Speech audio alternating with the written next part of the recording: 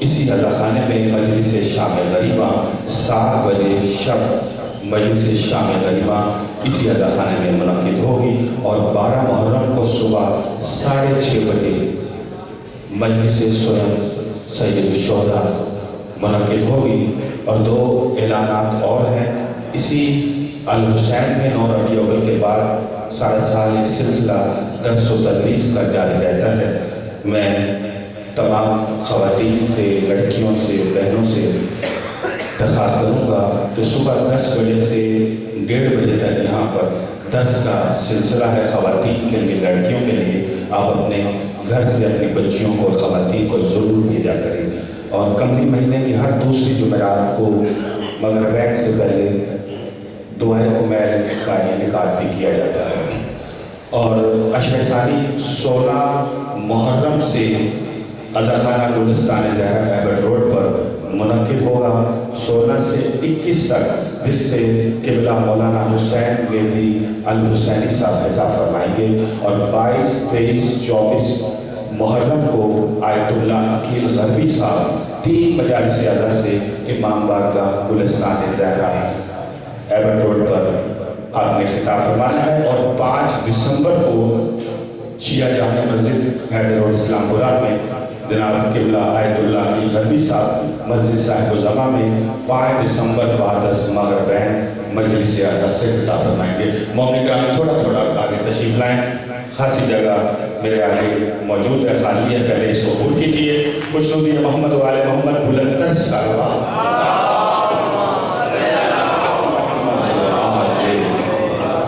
مومن کرام جو بالکل گیٹ کے ساتھ ہے ان سے تو 10 درخواست ہے، اگر آپ آگے کی طرف تشریف لے آئیں گے۔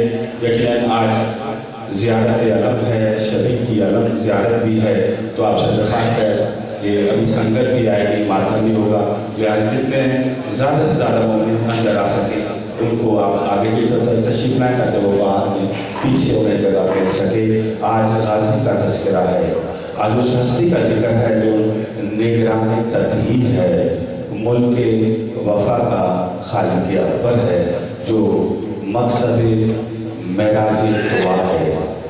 آج اس غازی کا تذکرہ ہے جو سیدہ کا ثمر ہے، جو ناز امامت ہے، جو نتیجہ بندتن ہے۔ سہیل بھائی، نبیوں کی مشکل کشائی کا نام علی ہے، نبیوں کی مشکل کشائی کا نام علی ہے، اور جو نعمت علی کے گھر میں اتری اسے عباس کہتے ہیں۔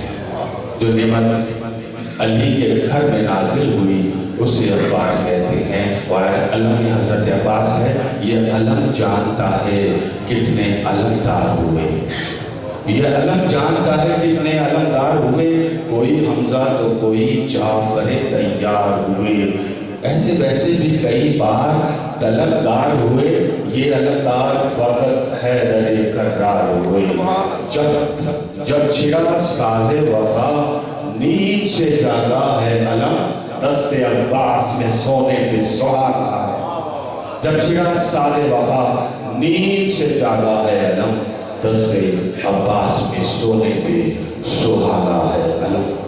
میں ملتمس ہوں آج کی مجلس اعزاز سے خطاب کے لیے قبلہ مولانا ڈاکٹر قاضی مہدی صاحب، آج علم حضرت عباس اور شبیہ ذوالجناح، وہ ذوالجناح جو امید تھی کہ جب واپس آئے گا تو میرے بابا موجود ہوں گے، لیکن ذوالجناح تو آیا، لیکن اس سکینہ کے بابا نہ آئے۔ ڈوبا لہو میں لوٹ کے آیا ہے ذوالجناح، سمجھی سکینہ بابا کو لایا ہے ذوالجناح، سر خاک پر پٹک کے پکارا وہ راہوار، سیدانیوں بچھڑ گیا مجھ سے میرا سوار، جلدی اتار لو یہ تبرک یہ ذوالفقار، ارے کٹتا ہے وہاں بلوغ شہنشاہ نامدار، زہرا قریب لاش بسر خاک اڑاتی ہے، خیموں میں جاؤ لوٹنے کو فوج آتی ہے، خیموں میں جاؤ لوٹنے کو فوج آتی ہے۔ بابا سے بلند صلوات۔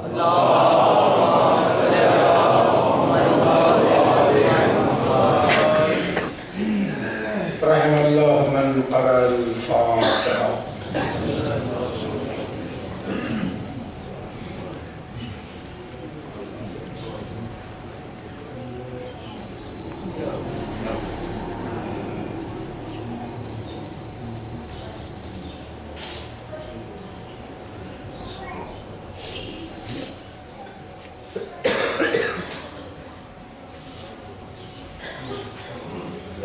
آگے بھی آ جائیں کافی جگہ پر یاد آگے ہو جائے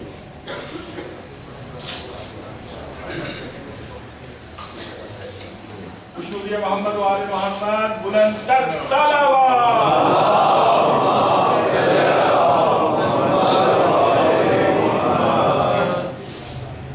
لا حول ولا قوة إلا بالله العلي العظيم أعوذ بالله من الشيطان اللعين الرجيم بسم الله الرحمن الرحيم الحمد لله رب العالمين والصلاة والسلام على سيد الأنبياء والمرسلين المخاطب بطه وياسين سيدنا ونبينا وشفيع ذنوبنا وحبيب قلوبنا وطبيب نفوسنا مولانا أبي القاسم محمد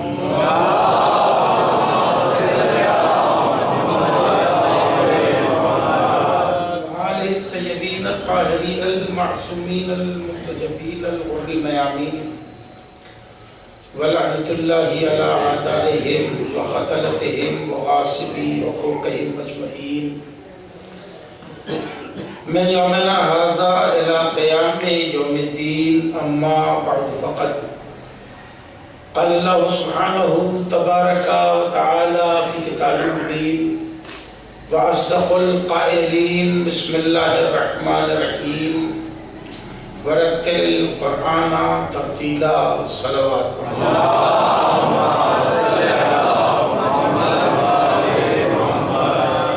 عزیز محترم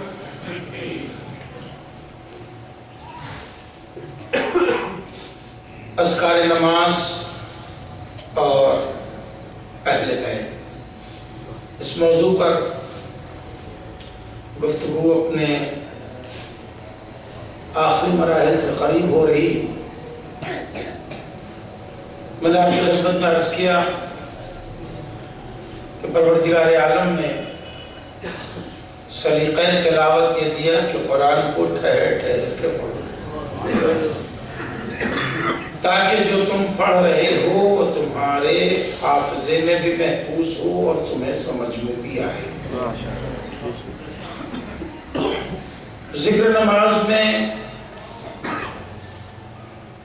پروردگار عالم نے جو سورے ہمارے لیے منتخب کیے ہیں وہ تمام چھوٹے سورے کیونکہ چھوٹے ہی سورے پڑھنے کا حکم ہے سورہ بقرہ پڑھنے کا حکم کہیں نہیں آیا ورنہ جتنی نماز ہوتی ہے وہ بھی نہ ہوتی صلوات پڑھ لیں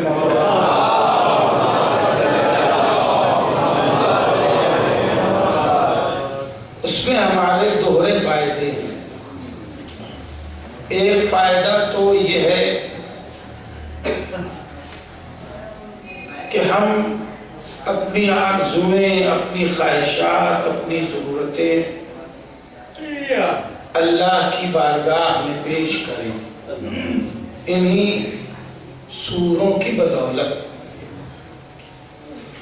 اور دوسرا یہ کہ ہم اللہ کی بارگاہ میں پڑھنے کو نماز پڑھ رہے ہوں گے دراصل تذکرہ اہل بیت ہو رہا ایک اور صلوات پڑھ رہے محمد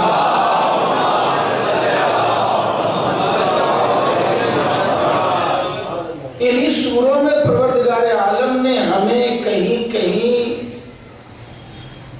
سلیقہ حیات بھی عطا کی سلیقہ حیات بھی دیا ہے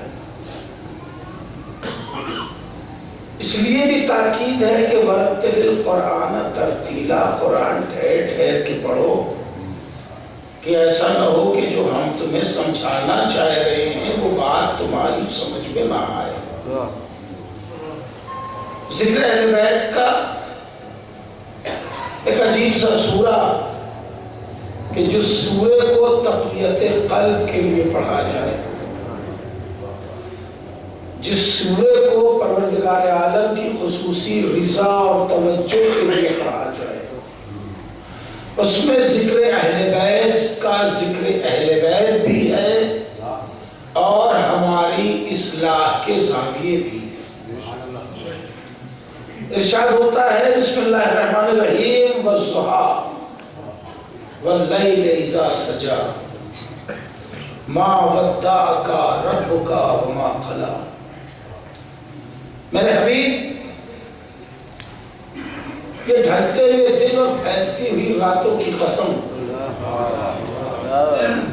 آپ کی پروردگار نے آپ کو کبھی تنہا نہیں چھوڑا۔ ڈھلتے ہوئے دن اور پھیلتی ہوئی راتوں کی قسم، آپ کے پروردگار نے آپ کو کبھی تنہا نہیں چھوڑا۔ گویا اللہ کی اس رحمت کا تذکرہ کہ جو اس نے رحمت اللہ للعالمین پہ کیا، ہم اس کی بارگاہ میں کرتے ہیں تو اس کی رحمت ہماری طرف بھی متوجہ ہو جاتی ہے۔ میں جملہ پہنچا سکتا، اس کی رحمت پھر ہماری طرف بھی متوجہ ہو جاتی ہے، ہمارے لیے مونس و ہمدرد ہو جاتی ہے، غمخوار ہو جاتی ہے، ہمیں تقویت ملتی ہے، ہمیں قوت پتہ ہوتی ہے، اور پھر اسی کے ساتھ قدرت ایک درس بھی دے دیتا ہے، قدرت ایک درس بھی عطا کر دیتی ہے۔ ارشاد ہوتا ہے وَلَلْآخِرَةُ خَيْرٌ مِّنَ الْأُولَىٰ، اور میرے حبیب مگر یہ دنیا اس دنیا سے بہتر آخرت ہے۔ کہیں ارشاد ہوا وَالْآخِرَةُ خَيْرٌ وَأَبْقَىٰ، دنیا تو ہے مگر باقی رہنے والی آخرت ہے۔ ایسا نہیں کہ دنیا نہیں ہے، دنیا ہے تمہارے لیے، مگر اس پر کبھی یہ نہ سمجھ نہ لینا کہ بس جو کچھ ہے وہ یہی ہے۔ نہیں، یہ تمہارا جو ہے وہ فکس اکاؤنٹ نہیں ہے، ریکرنگ اکاؤنٹ ہے، فکس وہی ہے آخرت۔ خیر بھی ہے، خیروں و ابقا، اور باقی رہنے والی۔ یہاں ارشاد ہوا میرے نبی، میرے حبیب، آپ کو آپ کے پروردگار نے تنہا نہیں چھوڑا ہے، حیات کے ساتھ، مگر آخرت تو آپ کے لیے زیادہ بہتر ہے۔ اور پھر ایک عجیب زاویہ گفتگو آ گیا، ساری کائنات مل جل کے اس فکر میں ہے کہ ہم سے ہمارا پالنے والا، پیدا کرنے والا راضی ہو جائے۔ دنیا کے ہر مذہب کا بیس یہی جملہ ہے، یہودی ہوں، عیسائی ہوں، ہندو ہوں، جینیز ہوں، بودھسٹ ہوں، سب کے یہاں یہی بات ملے گی بنیادی، کہ اوپر والا ہم سے خوش ہو جائے۔ اب اوپر ہے کہ نہیں ہے، کہا یہی جاتا ہے کہ اوپر والا، یہ کنایا ہے، ورنہ اللہ ہر جگہ موجود ہے۔ اگر اسے کنایا نہ مانے تو یہ کہنا کفر ہو جائے گا، ہے نا؟ یہ کنایا ہے کہ اوپر والا ہم سے خوش ہو جائے، ہم سے راضی ہو جائے۔ دنیا کے ہر مذہب میں، چاہے وہ چھوٹا سا مت ہو، چاہے وہ بڑا دھرم ہو، چھوٹا سا مذہب ہو یا کوئی بڑا دین ہو، توجہ ہے، میں نے دونوں لفظ دے دی، اپنی زبان کی بھی اور آپ کی زبان کی بھی۔ سلوات پڑھے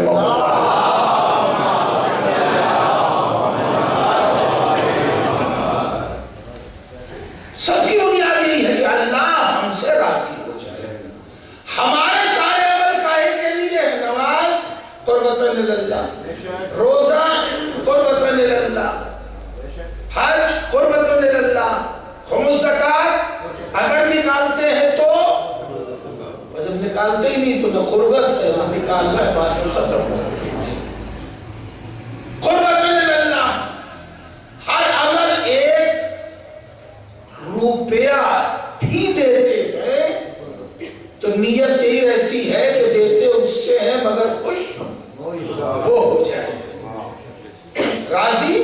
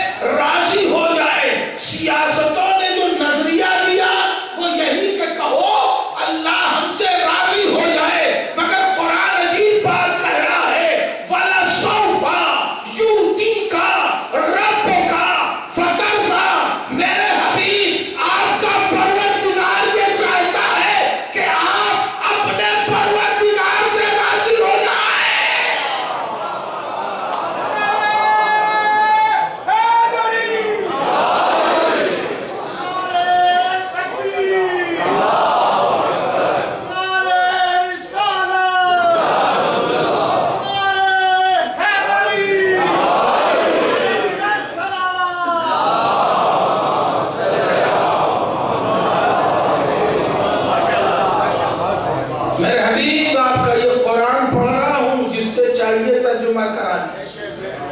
میں کبھی آپ کو تفسیری روایت میں الجھاتا نہیں ہوں کہ آپ یہ کہیں کہ یہ صحیح بخاری کی ہے یا علامہ مجلسی نے لکھی ہے. کسی سے ترجمہ کرا لے. میں نے جتنی باتیں آپ سے کہی ہیں وہ ادب کے ہی پیرائے میں کہی ہے کہ اگر غیر مسلم بھی ترجمہ کرے تو اس کے علاوہ نہ کر سکے. وَلَسَوْفَ يُؤْتِيكَ رَبُّكَ فَتَرْضَىٰ. بالتاکید میرے حبیب آپ کا پروردگار آپ کو وہ سب کچھ عطا کرے گا کہ آپ اپنے پروردگار سے راضی ہو جائیں. ترضا ریزواد یہ کھڑا زبر موسیٰ کی طرح رضا سے بنا. آپ کا پروردگار آپ کی خدمت میں وہ کچھ پیش کرے گا کہ آپ اپنے پروردگار سے راضی ہو جائیں. اور اب یہیں سے مدح کا ایک الگ سلسلہ چلتا ہے اور ہدایت کا ایک الگ زاویہ پیش ہوتا ہے. ہدایت یوں پیش ہوتی ہے فَأَمَّا الْيَتِيمَ فَلَا تَقْهَرْ. میرے حبیب کسی یتیم کو تنگ مت کیجیے. قہر کے معنی ہوتے ہیں تکلیف دینا, غصہ ہونا, ناراض ہونا. فَأَمَّا الْيَتِيمَ فَلَا تَقْهَرْ. پھر آگے ہدایت ہوتی ہے وَأَمَّا السَّائِلَ فَلَا تَنْهَرْ. اگر دے نہ سکنا تو معذرت کر لینا, جھڑکنا نہیں. یہ سائل کی بات ہے. لوگ چندہ اس طرح نہیں دیتے جس طرح اللہ سائل کو دلوا رہا ہے. لیکن سائل سوالی ہے اور چندہ کنٹریبیوشن کہلاتا ہے, معاونت ہے. لوگ معاونت میں بھی وہ طریقہ نہیں اختیار کرتے. اللہ کہہ رہا ہے فَأَمَّا السَّائِلَ.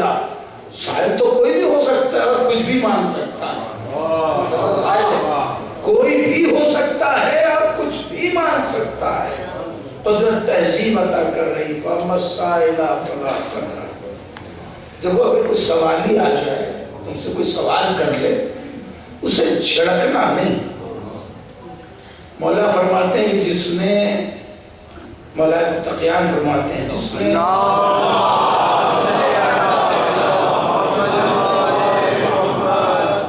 تمہارے آگے ہاتھ پھیلا دیا, اس نے اپنی عزت پہلے تمہیں دی ہے, تب تم سے کچھ مانگا.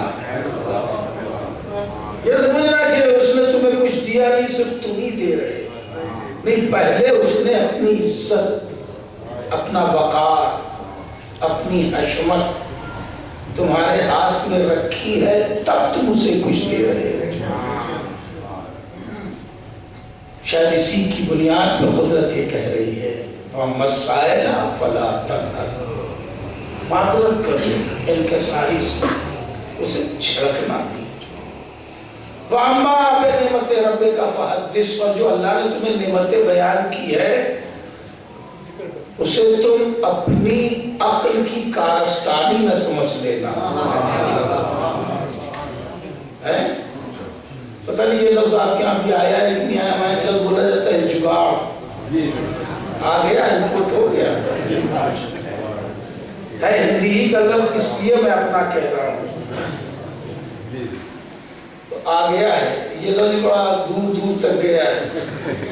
بڑی معنویت اس کی بڑھتی جا رہی ہے. جیسے جیسے زمانہ بڑھ رہا ہے اس لفظ کی بھی معنویت بڑھتی جا رہی ہے. آدمی اپنی کسی بھی کارکردگی کو اپنا جگاڑ سمجھتا ہے, اس کی عطا نہیں سمجھتا, اس کی مہربانی نہیں سمجھتا. سمجھتا ہم نے یہ کر لیا تو یہ ہو گیا تو یوں نتیجہ نکلا. نہیں, قدرت آواز دے دی وَأَمَّا بِنِعْمَتِ رَبِّكَ فَحَدِّثْ. کبھی بیٹھا کرو تو غور بھی کر لیا کرو کہ ہم نے تمہیں کیا کیا عطا کیا. اور اگر ہماری عطاؤں کا خیال آ جائے تو اسے چھپایا مت کرو, بیان کیا کرو. ہماری عطاؤں کا تذکرہ کیا کرو, اسے بیان کیا کرو. اور بیان کا سب سے بہترین زاویہ ہے کہ ہمارا شکر ادا کرو۔ وَإِن شَكَرْتُمْ لَأَزِيدَنَّكُمْ، اگر تم میرا شکریہ ادا کرو گے تو میں اور بڑھا دوں گا۔ اگر تم میرا شکریہ ادا کرو گے تو میں بڑھا دوں گا، اور اگر تم انکار کرو گے تو میرا کچھ بگاڑ نہیں لوگا۔ کیا خاص لہجہ، اگر تم انکار کرو گے کہ ہم نے تمہیں کچھ نہیں دیا تو کیا کرو انکار، میرا کچھ بگڑ تھوڑی جائے گا، اور اگر شکریہ ادا کرو گے تو میں تمہارا اور کچھ بڑھا دوں گا۔ اما بنعمت ربک فحدث، یہ تو ہدایت کا پیرایا ہوا۔ ورتل القرآن ترتیلا، ٹھہر ٹھہر کے پڑھو، بہت سی باتیں میں نے تم سے کی۔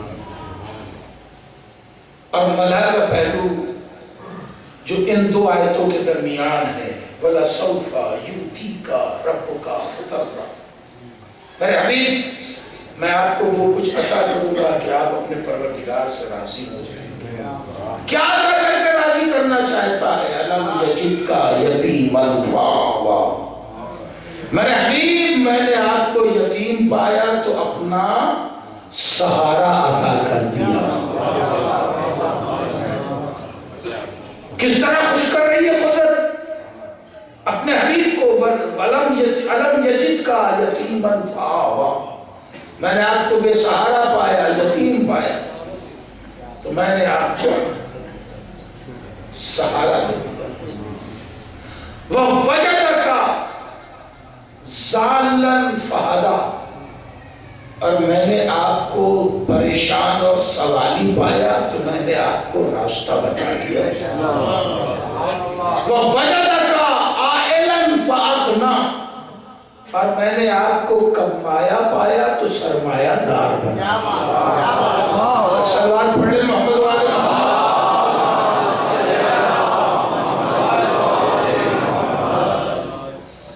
وَلَسَوْفَ يُؤْتِيكَ رَبُّكَ فَتَرْضَىٰ، میرے حبیب آپ کا پروردگار آپ کو ایسا کچھ عطا کرے گا کہ آپ اپنے پروردگار سے راضی ہو جائیں۔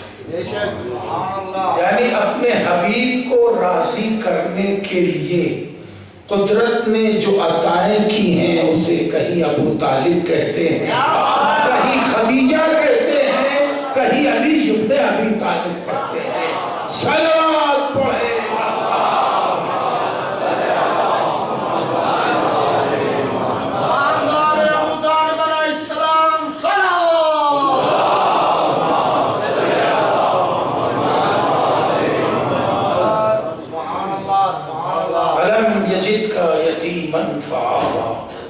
میرے حبیب میں نے آپ کو یتیم و بے سہارا پایا تو اپنا سہارا عطا کر دیا،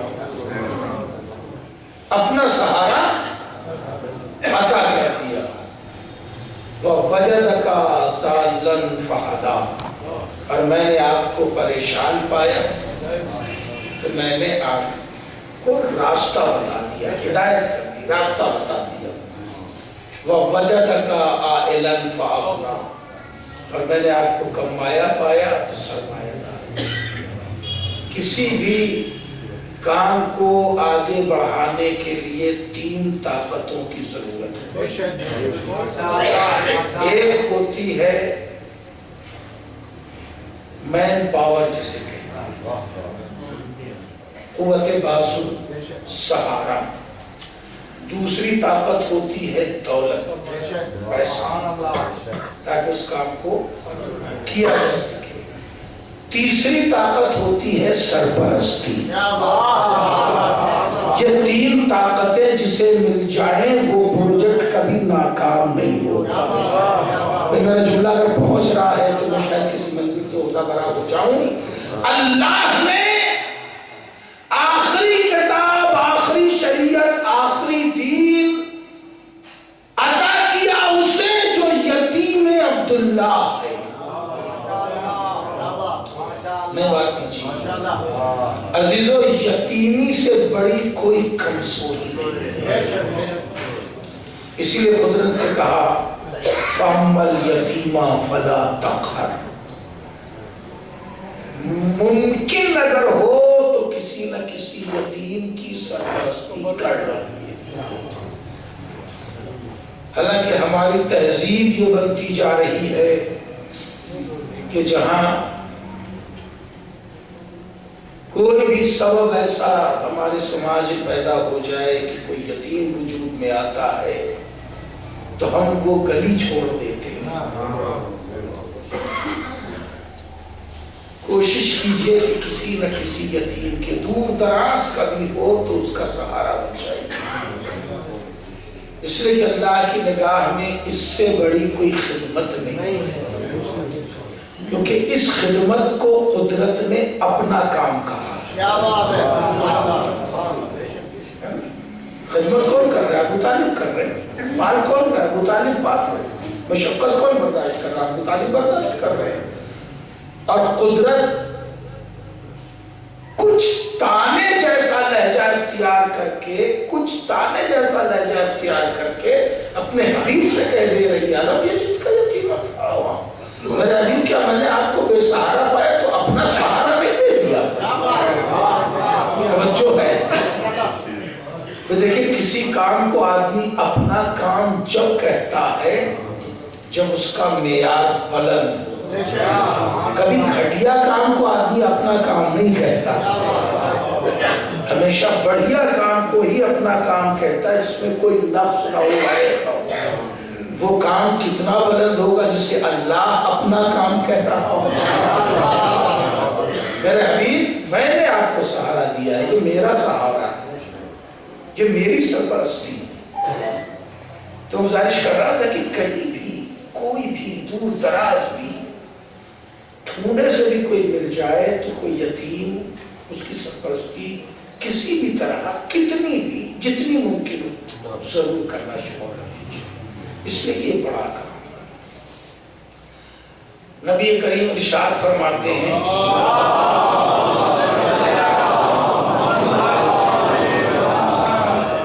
کہ کوئی بھی یتیم کی پرورش کرنے والا روز محشر میرے مرتبے میں رہے گا،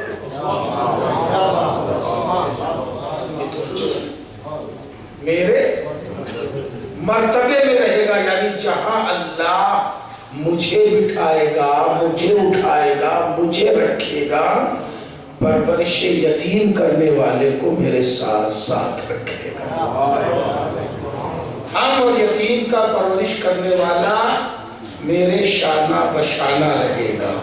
تو کیا سن رہے ہیں آپ؟ تھوڑا تو متوجہ ہو جاتے ہیں، یعنی دنیا میں کوئی آئرہ غیرہ بھی کسی یتیم کی پرورش کی طرح کر دے تو وہ رسول کے ساتھ رسول کے مرتبے میں رہے، جو ابو طالب خود محمد کی پرورش کرتے ہیں۔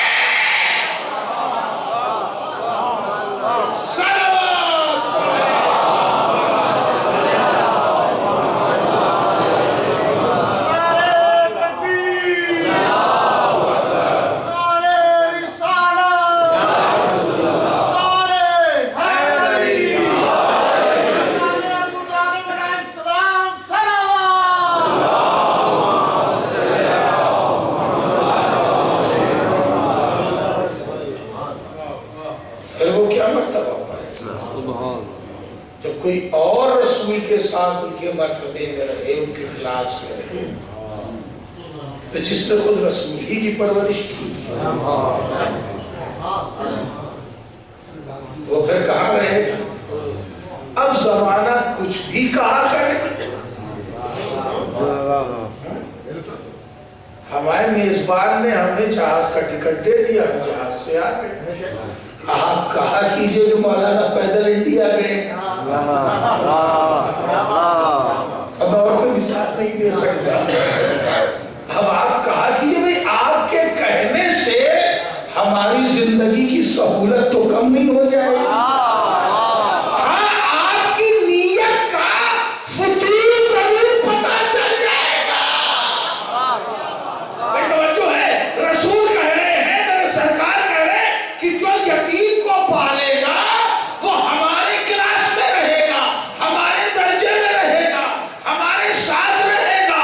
تو جو کسی یتیم کو کوئی پال دے وہ تو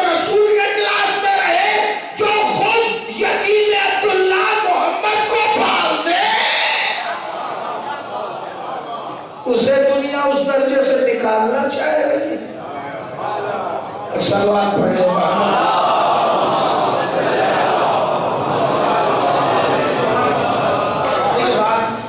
आ गई तो यूं ही बात निकल आई। हालांकि मैं बहुत ज्यादा कुछ की बात करना चाहता था। खैर अच्छी बात है ये, बहुत से मौलाए कायनात, बहुत से अहले बैत कहाँ ले गया इंसान।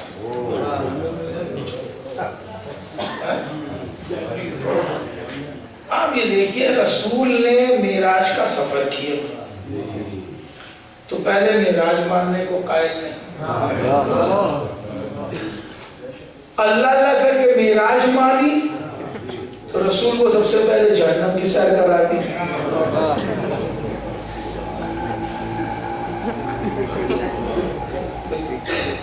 नियतें पहुंच रही, अल्लाह करके मेराज मानी तो रसूल को जहन्नम की सैर करा दी। अच्छा, रसूल को जहन्नम की सैर जो कराई तो न शद्दाद को दिखलाया, न फिरौन को दिखलाया, न हामान को दिखलाया, न नमरूद को दिखलाया। ये सभी तो बच चुके थे।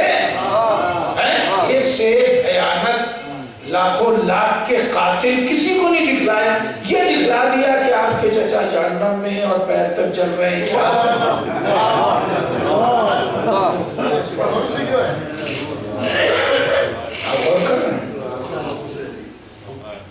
ये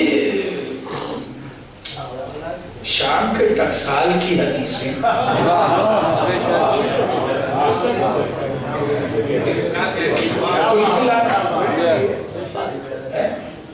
भाई, कुछ इनको भी दिखला देते, उनको भी दिखला देते, कुछ हैरत होती, कुछ हिम्मत होती। अच्छा, उसके ऊपर से जनाब जिब्रील की छेड़छाड़ भी।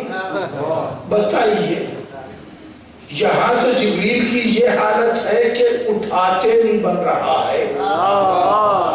कभी सरहाने हैं, कभी पायती हैं, कभी दाहिने, कभी बाएं। हिम्मत नहीं पड़ रही है कि रसूल को उठा सके। बिल आखिर थक के अपने रुखसार रसूल के तलवे से लगा दिए। जब काफूरी ठंडक महसूस की सरकार ने तो आंखें खोल दी। पैर खींचा, कौन? जिब्रील। कहा सरकार, उठाने की हिम्मत नहीं पड़ रही थी। हुजूर, आपको रातों रात बुलाया गया।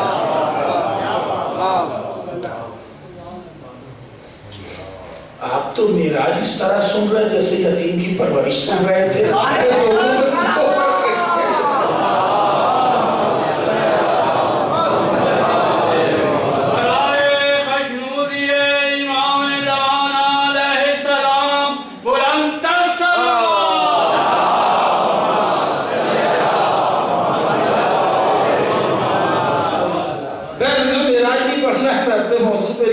चाहता हूँ और वक्त जो है उसका दामन कोता हो रहा है। आज शहीद की बरामद होनी, तो मैं अर्ज कर रहा था इस तरह तो जनाब जिब्रील की उठाने की हिम्मत पड़ी। और जब जहन्नम की सैर नौजुबिल्लाह के करीब हुए तो रसूल जहन्नम में ताकना चाहते हैं तो कहते नहीं नहीं सरकार उधर मत देखिए। लेकिन मैं ताकना यही नहीं, लफ्जों को महसूस करना। उधर मत देखिए, उधर मत देखिए। अब ये छेड़ है कि नहीं है? अब जब आदमी किसी से यूं कहता है तो जानबूझ के देखता है। यही छेड़ है। नहीं जरा देख तो नहीं, क्या है, क्या है भाई, है क्या? अरे नहीं सरकार, आप भला उधर क्यों देख रहे? उधर मत देखे। बड़ी बददिली होगी, बड़ी कबीलगी होगी, बड़ा दिल आपका छोटा वाला, उधर मत देखिए। अब रसूल और देख रहे, नहीं देख तो नहीं, क्या है जहन्नम में, क्या है? अब जो देखा तो देखा कि नऊजुबिल्लाह चचा जालिमों, अभी तो जहन्नम में अल्लाह ने काबिल को भी नहीं डाला है। क्या सुन रहे हैं आप? अभी तो अल्लाह ने जहन्नम में पहला मुजरिम रूए जमीन का पहला मुजरिम काबिल, अभी तो अल्लाह ने जहन्नम में काबिल को भी नहीं डाला है।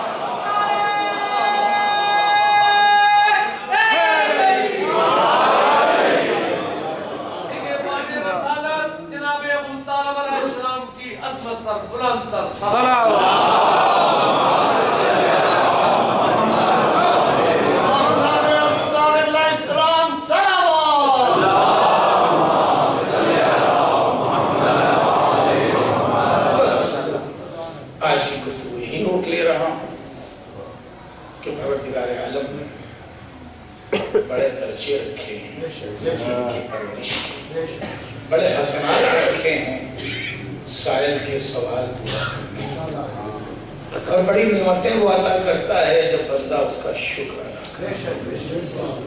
پروردگار عالم نے اسی زاویے سے اپنے حبیب کو راضی کیا۔ میرے حبیب، میں نے آپ کو اپنا سہارا بنا کے آپ کا چچا دے دیا۔ میرے حبیب، میں نے آپ کا قوت بازو علی کو بنا دیا۔ میں نے آپ کو کمایا پایا تو خدیجہ کو آپ کا سرمایہ قرار خدیجہ سلام علیہا سلام۔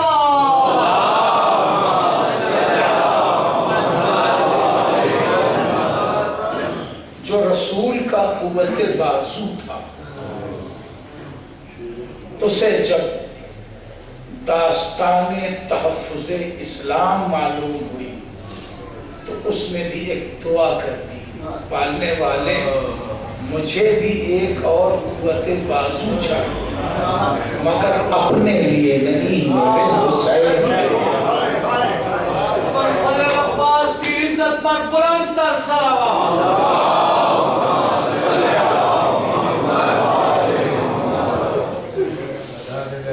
میرے رسول نے کربلا کے لیے حسین کو مختص کر دیا۔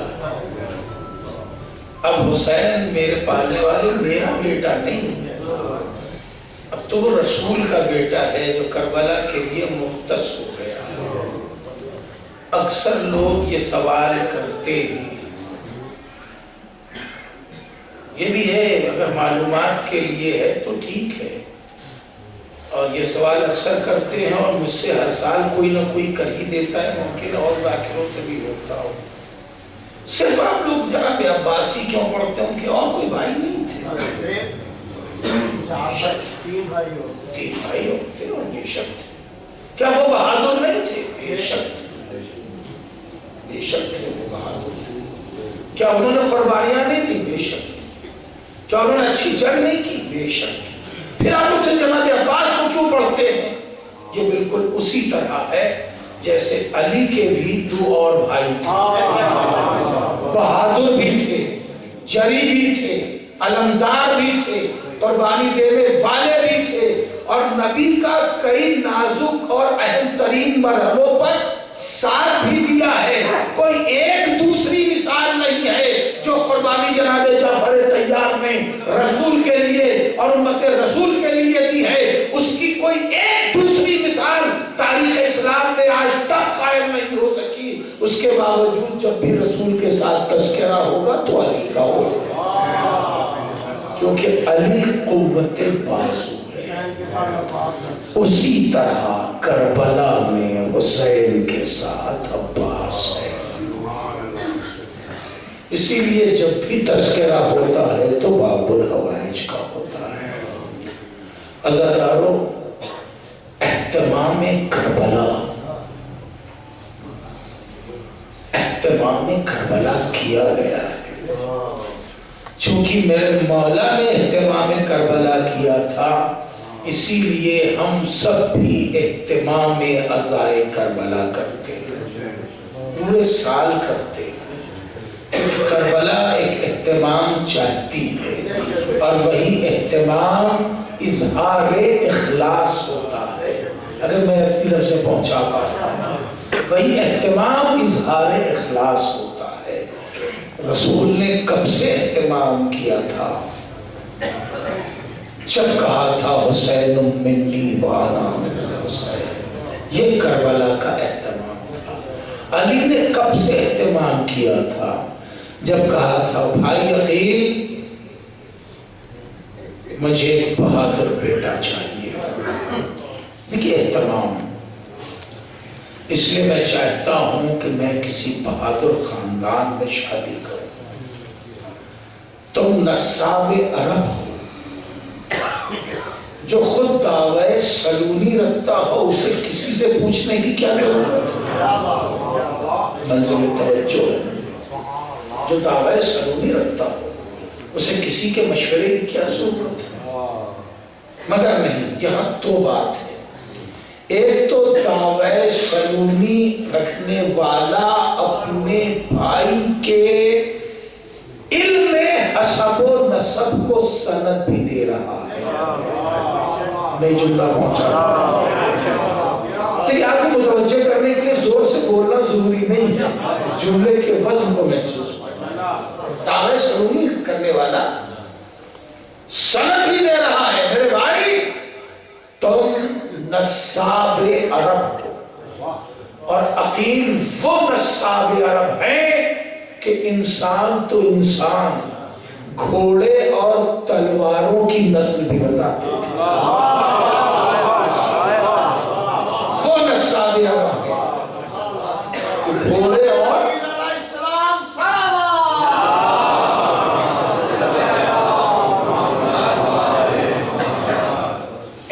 بتاتے تھے.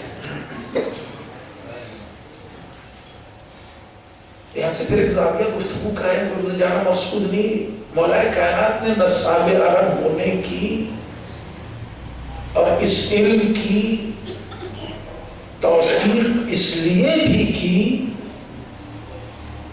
تاکہ جتنے بھی دشمنان مولا کائنات ہیں ان کے حقائق زمانے پر کھلتے جائیں.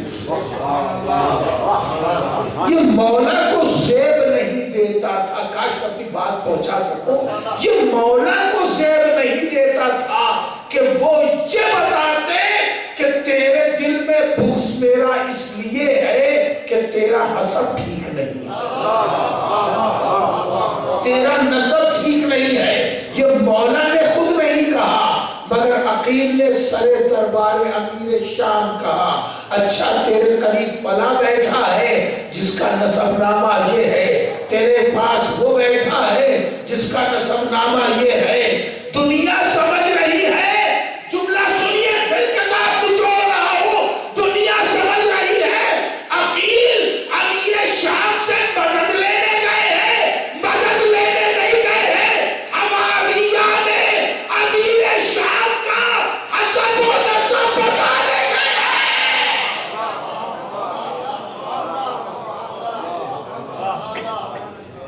بڑا قیمتی ہے مجھے تو سلمان پڑھ لے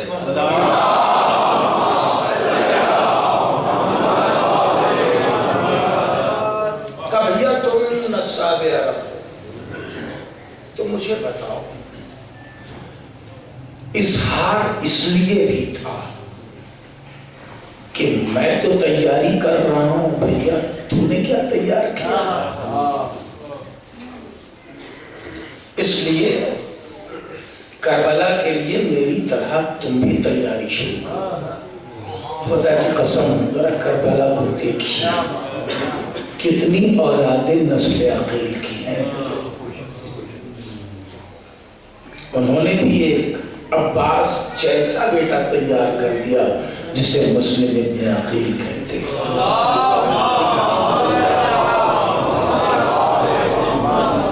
جو فقیہ ہے اہل بیت، یہ اسی کے بعد جناب مسلم کی